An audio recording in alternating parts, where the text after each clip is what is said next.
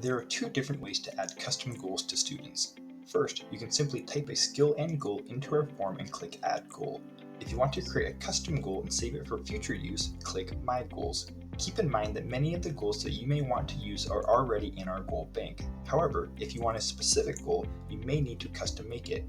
For example, we have a goal for learning all lowercase letters, but you would need to make a custom goal for learning lowercase letters A through F. Custom goals will be saved under category headings, and you get to choose the categories. To create a category, click Add Edit, type in the category name, and click Add. You can now see the category you just added. Next, select a category and type in your target skill and goal, then click Save. Your goal has now been saved, and you can add it to a student's profile like any other goal. Select My Goals, select the category, and select your target skill. You will notice that the target skill has an open circle to the left, indicating that it does not have an assessment attached to it. Next, let's add an assessment. Return to My Goals, select Edit Target Skill, select the category, and select the target skill. From here, you can edit the target skill and goal, as well as add an assessment. To add an assessment, click Attach Assessment, then select an assessment type.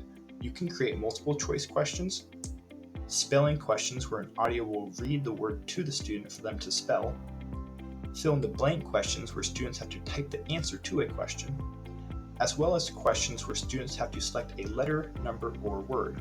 For this assessment, I want students to select a letter once they hear it.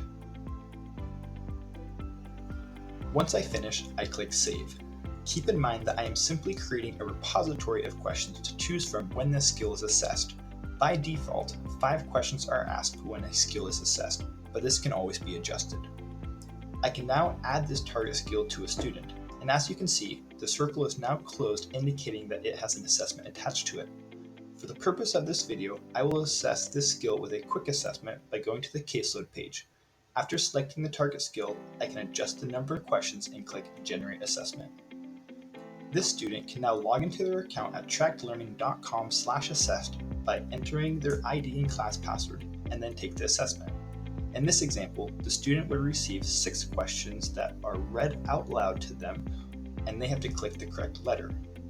This concludes this tutorial. Thank you for watching.